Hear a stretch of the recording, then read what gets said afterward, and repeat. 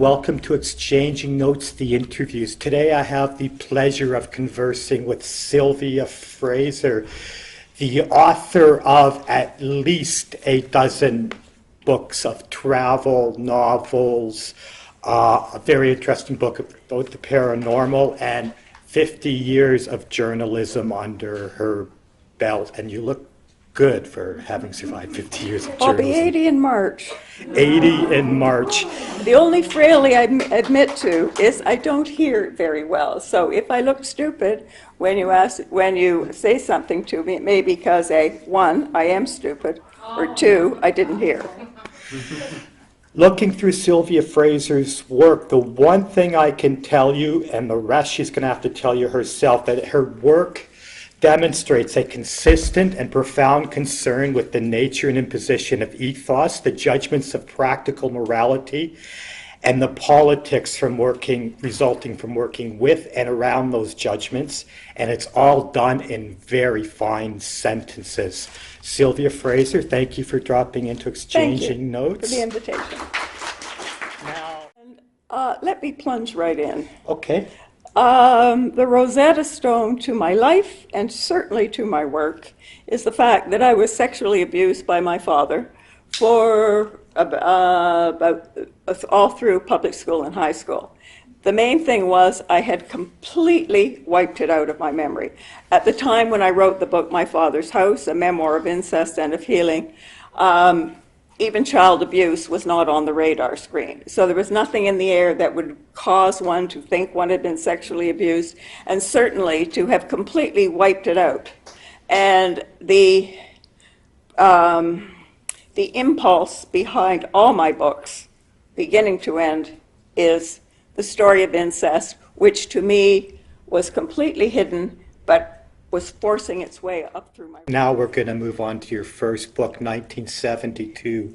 Yeah. Published at age 37, Pandora is the story of one child from September 42 to the spring of 1945.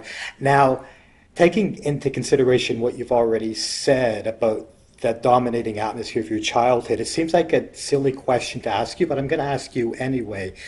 Did the idea just spring upon you and you started writing it suddenly, or did the idea of doing Pandora nag you for a while? None of the above. Oh. And all of the above. What happened was that the Star Weekly, where I had worked, was folding, as magazines were doing. And but it takes a while for a magazine to die.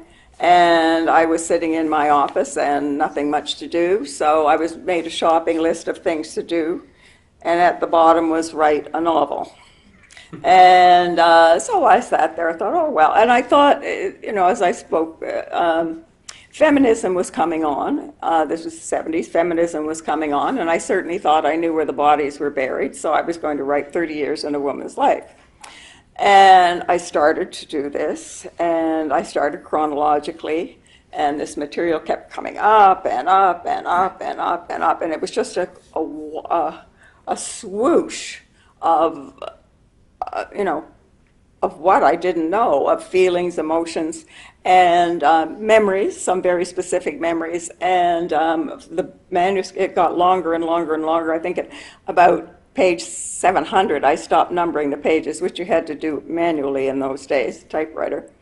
And I thought I must be writing.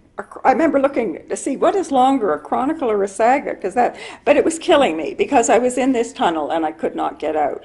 And what was happening was that when dealing with the childhood years particularly, but also the teenage years, all these memories were pushing their way up, and I was pushing them down. And the tension was, I didn't want to die, but I didn't think I could survive because it was like having my hands on a hot stove. And the interesting thing, finally what saved me was I took the first 130 pages of the book, of all this manuscript, and I turned it into about 260 pages of my book, Pandora. And I thought after I knew my true history that when I went back and read Pandora, it would be very naive. No. What I found was that I had encoded, and this is the power of the unconscious, I had encoded the true story under the, the talk of the street, the school, etc. There was the true story. There, my father had a hooked hand, and he was always menacing. Well, and I thought after I, was editing, I thought, oh, that's so phallic. That is over the top. And I tried to write it out, but it was so woven into the metaphors of the book, I couldn't get it out. There was a scene in which the bread man takes out Pandora, and he starts to molest her, and she escaped. And here's the big irony. At the time, I didn't know, I wondered as a writer, a conscious writer, if I was going to let him succeed to molest her. And I said, no, I wouldn't know how to write about a child as damaged as that. Now, that isn't irony. And another thing, in the book, my father kills my cat. That didn't happen in real life, but that was, and it took me quite a long time after my memory started to return to remember that that's how my father kept my mouth shut. That he said if I told, he would kill my cat.